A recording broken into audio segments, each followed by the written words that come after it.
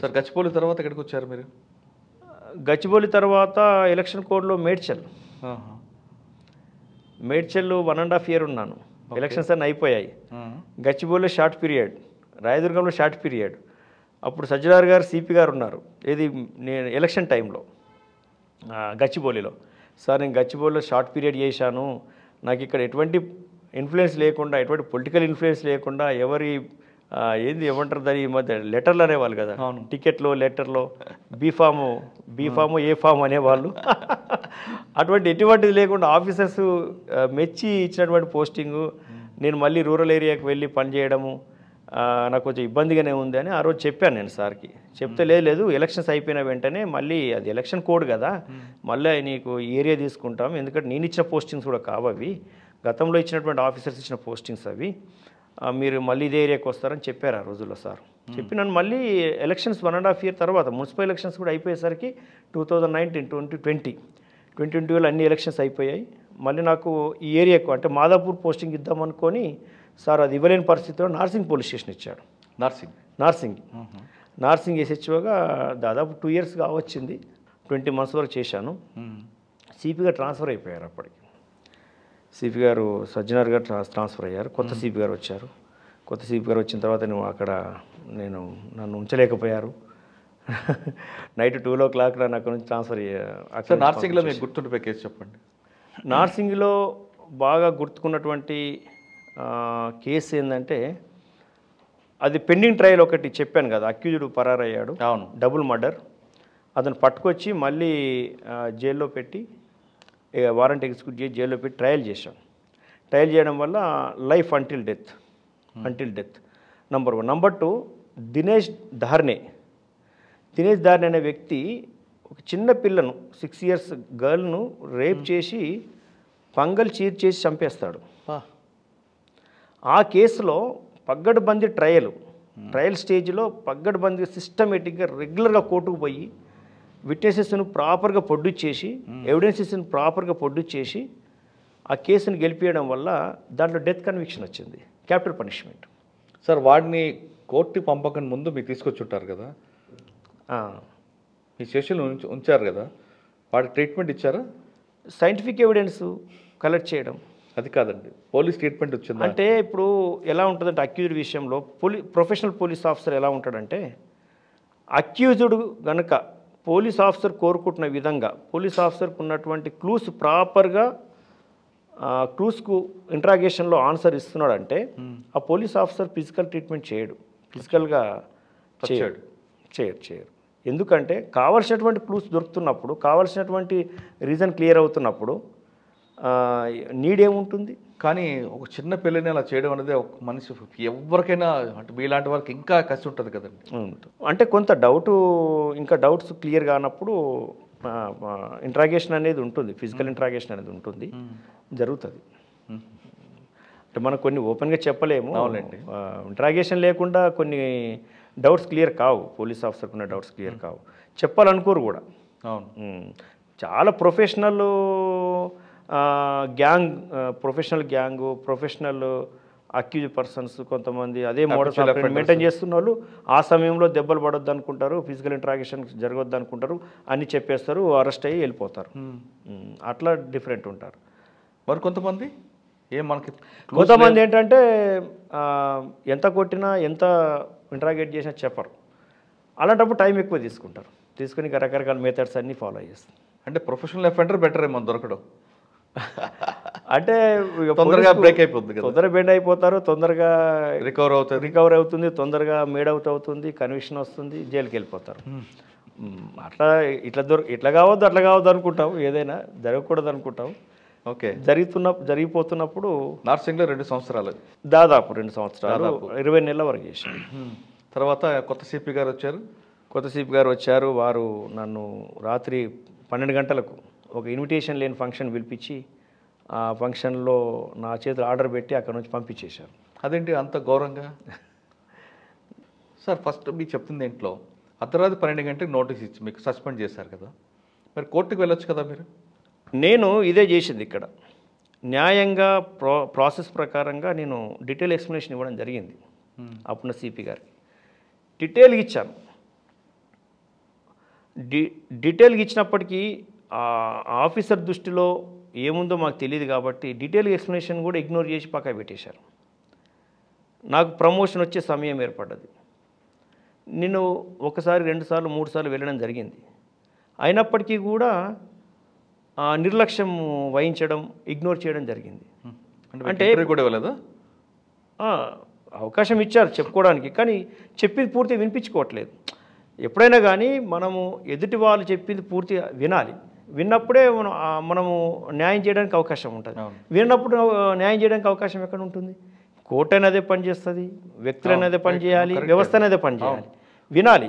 వినప్పుడు మనకు కూడా చెప్పాలని అనిపిస్తుంటుంది. మనం చెప్తుంటే ఒక దిక్కు చెప్తుంటే ఒకవైపు కిందికి తలబెట్టి కిందికి వినట్టుగా ఏదో సొంతంగా పని చేసుకుంటుంటే ఇగ్నోర్ చేస్తుంటే ఏం చెప్పాలనిపిస్తుంది? చెప్పాలనిపించదు. అలాంటప్పుడు నేను చేసింది అదే పని. తప్పు చేసిన వాళ్ళ దగ్గరికి వెళ్ళి తప్పు చేయలేదని చెప్పుకోవాల్సిన అవసరం లేకుండా కోర్టుకు వెళ్ళాను. నేను వెళ్ళాను. కోర్టు రిట్ ఫైల్ చేశాను. కోర్టు రిట్ ఫైల్ చేసిన తర్వాత సుదీర్ఘంగా వాదనలు జరిగాయి. నేను ఇచ్చిన ఎక్స్ప్లెనేషనే నాకు అఫిడేవిట్ అయింది. అఫిడేవిట్ ప్రకారంగా కోర్టు పూర్తిగా పరిశీలించి నా మిస్కండక్ట్ లేనట్లుగా, నేను ఎటువంటి అవిధేయత నా దగ్గర లేనట్టుగా, నేను ఏం తప్పు చేయనట్టుగా నాకు జడ్జిమెంట్ ఫేవర్ వచ్చింది. ఆ జడ్జిమెంట్ ఫేవర్ రావడం వల్ల నాకు ప్రమోషన్ వచ్చింది. నాకు ప్రమోషన్ రావడం వల్ల నేను క్లీన్ చిట్తో బయటపడ్డాను. అంతేకాదు నాతో సస్పెండ్ అయినటువంటి లక్ష్మణ్ ఎస్ఐ కూడా దాంట్లో జడ్జిమెంట్ ద్వారా ఆయన కూడా బయటపడ్డాడు దాంట్లో. ఎస్. అంటే ఇక్కడ ఏంటంటే వ్యవస్థలో మనము ప్రభుత్వం సెలెక్ట్ చేసి మనకు బాధ్యతలు అప్పగించింది అంటే మనము ఖచ్చితంగా ప్రమాణం చేస్తాం. ప్రమాణం చేసినట్టుగా ఖచ్చితంగా ఉండాలండి. అప్పుడు వ్యవస్థ ఏమనుకుంటుంది? మనం అత్యంత విశ్వాసపాత్రులుగా నమ్ముతుంటుంది వ్యవస్థ. కానీ వ్యవస్థ ఒక తీరు మనం నమ్మి స్థానంలో పెట్టినప్పుడు, మన మీద ఉన్నటువంటి బాధ్యతలు అలా ఉన్నప్పుడు మన పనితనంలో ఇంకో తీరు ఉండకూడదు. వ్యవస్థ ఎట్లా తయారైపోయిందంటే దొంగలే నమ్ముతున్నారు, చెడ్డవాళ్లకు చెడ్డవాడు ఇష్టపడుతున్నాడు. ఆ సమయంలో ఏం జరిగితే బాగుంటుంది? ముక్కుసూటిగా వెళ్ళే వ్యక్తి అవసరం లేదు, ప్రొఫెషనల్గా వెళ్ళే వ్యక్తి అవసరం లేదు, పని మంత్రులు అవసరం లేదు, రియల్ పోలీస్ ఆఫీసర్ ఆ సమయంలో ఉండకూడదని కోరుకుంటారు కొంతమంది. సార్, రియల్ పోలీస్ అన్నారు కాబట్టి మీకు క్వశ్చన్ అండి. సాధారణంగా మీరు అన్నట్లుగా యూనిఫామ్ వేసుకున్నప్పుడు మనం ఓట్ తీసుకుంటాం. ఆ ఓట్ ప్రకారం మనం రావాలి, రిటైర్ అయ్యే వరకు అదే ఓట్ ఉండాలి.